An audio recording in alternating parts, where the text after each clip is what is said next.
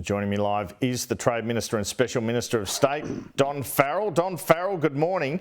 Can we start with the meeting between Prime Minister Albanese and President Xi last week in Brazil? You also had a recent visit to China. Xi was perhaps warmer than he has been when it came to foreign leaders, with Donald Trump being elected. What do you make of all that? Look, I think it's just a sign of the success of our stabilisation program with the Chinese government.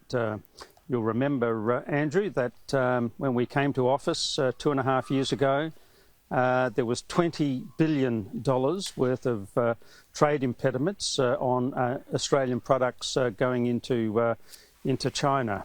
People said we couldn't get that business back that had been lost. Well, as a result of that stabilisation process, all of the products either have gone back into China, often at volumes higher than previously, or they're on the way to coming back. So I think it's just an indication of the success of that stabilisation program and the effort that the Prime Minister, the Foreign Minister, myself, the Defence Minister have put into that relationship. We want peace and prosperity in our region. We want to get that trade back into China. We also want to diversify our trading relationship, and the good relations now between Australia and China are simply one step along the way of achieving that. Is there any danger in your government becoming too close to the government of China, given their record on human rights, cyber attacks, foreign interference and the rest? Andrew, on every occasion we take the opportunity to push our national interest and our national security. Nothing that we have done over this 2.5 years interferes with our national security and our national interest. But getting $20 billion worth of trade back into China is very much in our national interest.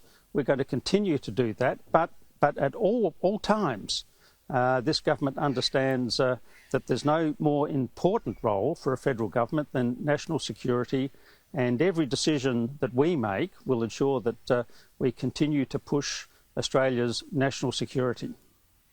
You've made great advances on trade with China, but now we have another trade challenge in terms of Donald Trump and his proposals for tariffs.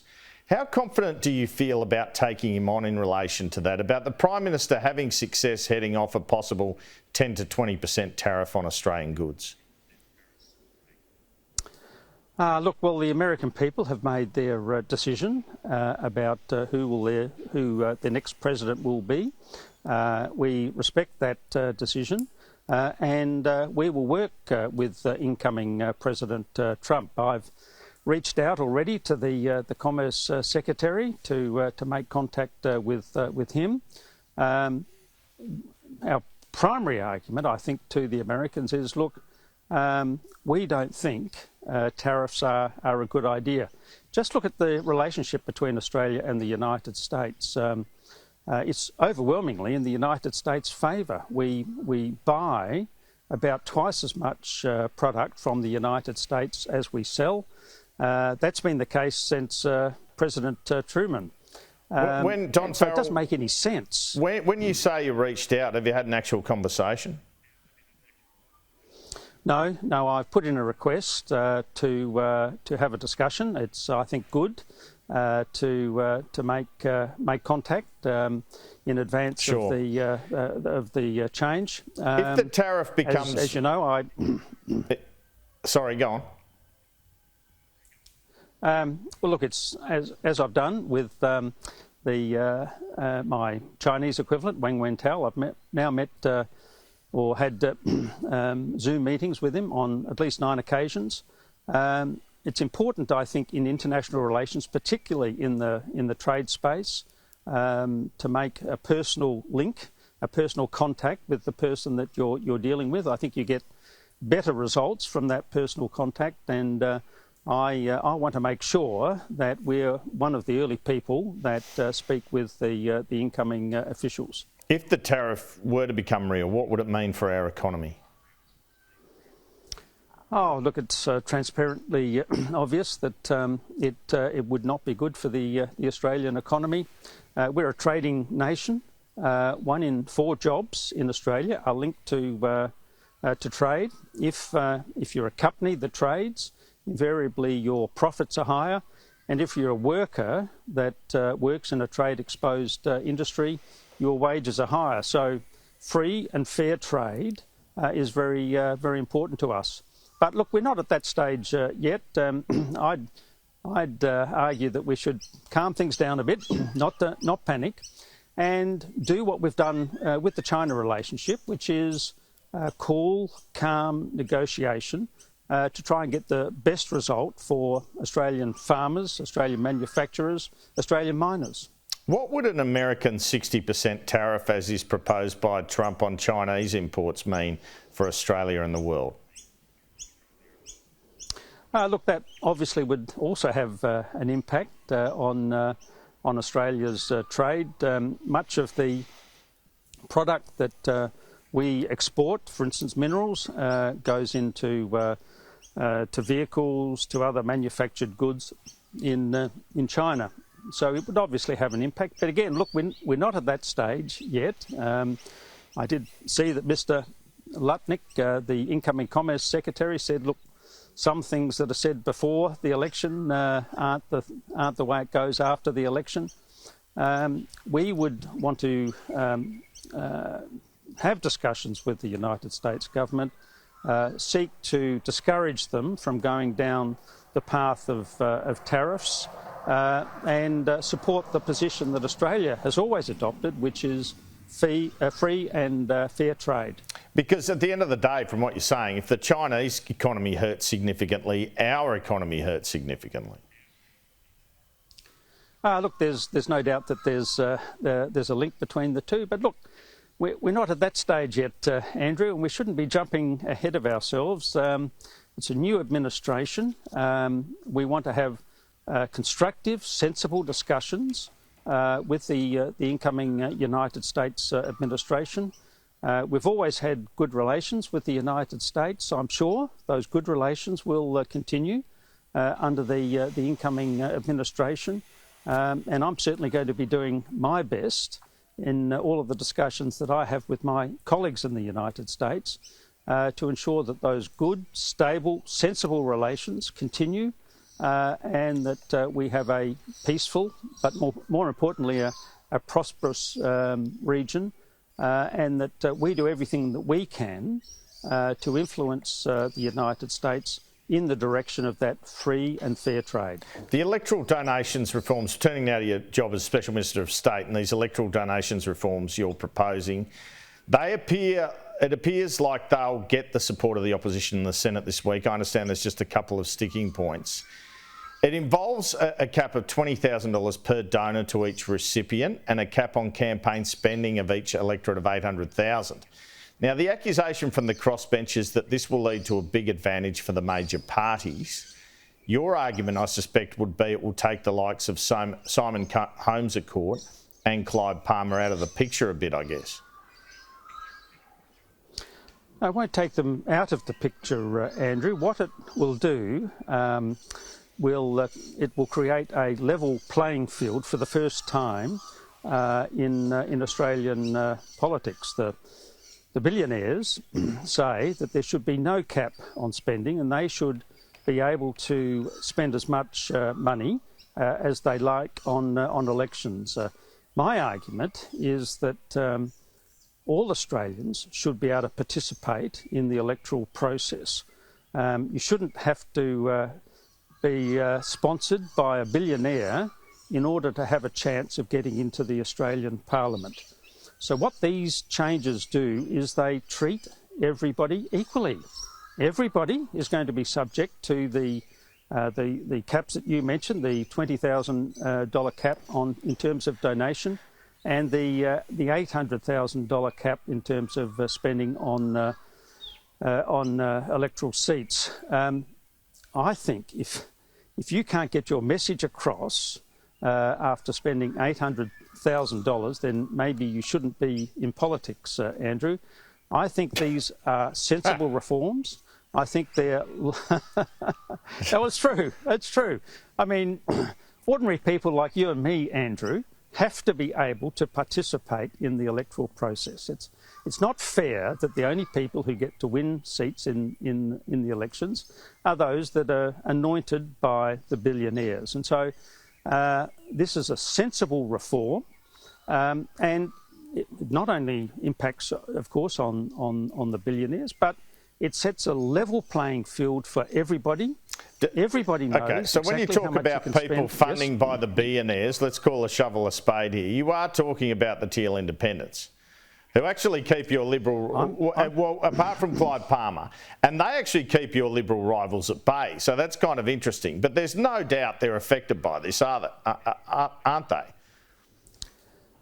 Well, everybody will be subject to these new rules. It's been decades since we've had significant electoral reform like this.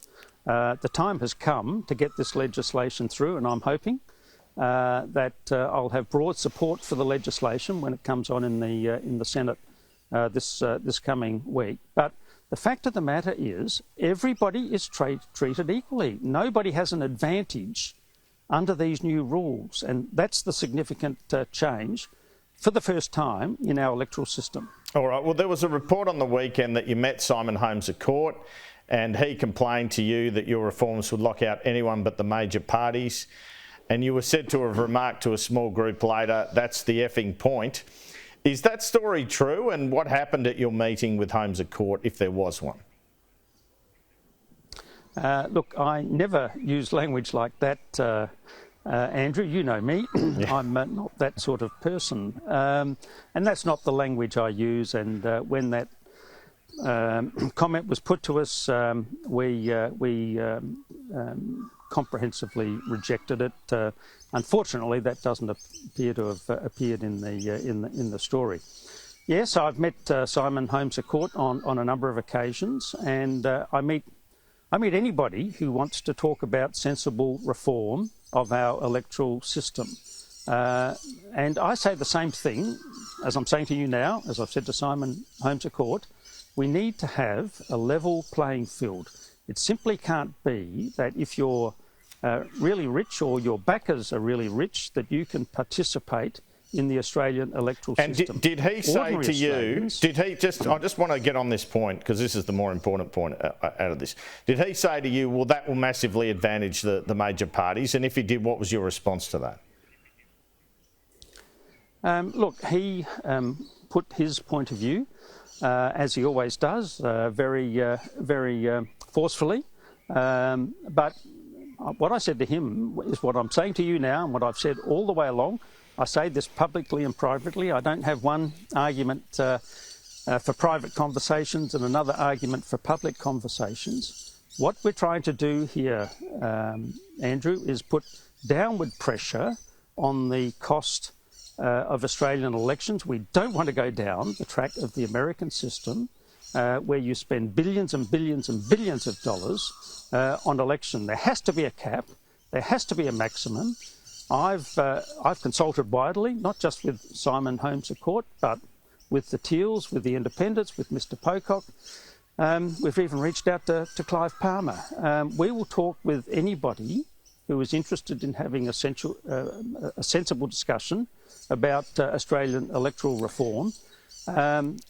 But you know, this is 2.5 years in the making, this legislation. This hasn't come out of nowhere. It's come out of two inquiries by the J-Scam committee. It's the policy that the Labor Party took to the last election, and I'm hoping that the majority of the Senate will see that this is an overdue reform. We'll have one chance to do this, Andrew, and that's in the next week. And by the end of that week, I want to see the significant reform to the Australian electoral system. Do you believe the Teals operate like a political party or operate like independents? Oh, look, I'm not going to give running commentary on my opponents. What I do say to the Teals is that they've got to rise above self-interest. This is a reform that is a much-needed reform in the Australian system. If we want to avoid going down the track of the American system, then we have one opportunity to do that, and that's in the next 5 days. So I'd say to the Teals and anybody else who's interested in this debate, put self-interest aside. Ask yourself what is the best for the Australian electoral system, and I believe the reforms that I've introduced achieve that aim. They're the best that we can do. What role, Don Farrell, what role do you think Simon Holmes à Court, other than donor, plays for the Teals? Oh, look, I'm not going to get into the inside workings of other political parties. I have enough trouble understanding how the Labor Party works from time to time. I don't think you have a trouble with that, Don Farrell. So I'll leave to commentators, fine commentators like yourself, to explain the other political parties. All right. But what I say to all of the players in the political process, get on board. This is really good reform. Come on and support it. All right, Anthony Albanese looks like he's going to have some more success when it comes to releasing overseas prisoners. This time it's the Bali Nine. People can be sympathetic that these young people made a terrible mistake. They did commit a crime though. But is this the best use of the Prime Minister's time in these bilateral meetings with world leaders, getting criminals released? Look, I'm sure that a whole lot of matters are discussed in meetings between the Prime Minister and his counterparts. The Prime Minister does try and represent the interests of Australians abroad. The proposal isn't, as I understand it, to release these people. They would continue to serve their sentence, except they're serving them in Australia. These discussions are ongoing. And I think at this point there's very little point in me saying anything more about it. The discussions are ongoing. It's clear that the Prime Minister has advocated on behalf of these young Australians, and we'll see what happens in the days and the weeks ahead. All right, the Future Fund changed to require the fund to prioritise housing and renewable energy investments, and providing the government can't draw down on the fund till 2032-33. Why was this change made? Does it risk the country's nest egg, as the opposition argues? Look, of course it doesn't, Andrew. We've got a very fine treasurer in Jim Chalmers. He's always putting Australia's best interests forward, and this is, I think, perhaps the first time that the mandate of the Future Fund has been updated, and it's an important update, and it's an important update to reflect the interests and the concerns of ordinary Australians. And I think you'll find, as time goes by, these changes will be very much welcomed by the Australian community. Can I ask about the International Criminal Court requesting an arrest warrant for Benjamin Netanyahu? Will he be arrested if he comes here? Why are we differing on the US in relation to this court? What do you make of the calls to get out of the court? Look, I think all of those questions are best left in the hands of the very excellent Foreign Minister, Penny Wong. I deal with trade, and she deals with foreign relations, and that's a very good arrangement, and it's one I think we should stick to. You can't give us the government's view on that matter this morning? Look, I'm very much following the Foreign Minister on these things. She's made very clear what Australia's position on the decision is, and I'm very happy to leave it in her very capable hands. And her position seems to be that we should uphold the rule of law and stick with the court, although she's not being really emphatic about that. Look, I think you've summarised her position. She says we should uphold the rule of law and support the court. The important thing I think here, beyond the issue of this particular decision, is we want a ceasefire in the Middle East. We want a peaceful solution to the problems that currently arise in the Middle East, and the Anthony Albanese government at all times is working to achieve that outcome. Just finally, Don Farrell, why is gambling advertising reform proving so hard to land? Look, we've got a terrific minister in Michelle Rowland. She's been working very hard on some of the issues that you talked about in your introduction, and also on these issues. But when you try and consult with people, when you try and get sensible outcomes, sometimes it always takes longer than you think. I've been surprised in the 2.5 years that I've been in this job just how long some things take. But Michelle is an excellent minister. She knows what she wants in this area, and she'll continue to have discussions just on that, all of the relevant stakeholders. Yep. Yeah, just on that, and just briefly, what's your view of the opposition and Greens blocking the misinformation bill? Well, look, both the opposition in a former iteration said that they wanted that legislation. The Greens said that they wanted to support that legislation. They've joined forces now to stop the legislation. Unfortunately, that's the end of it. There will be no legislation, the misinformation, disinformation, there will be no legislation until well, there simply won't be any legislation, Andrew. The opportunity to support that legislation was going to be this week. The Coalition and the Greens have joined forces to block it. That's the end of it. Don Farrell, thanks so much for your time. Thanks, Andrew.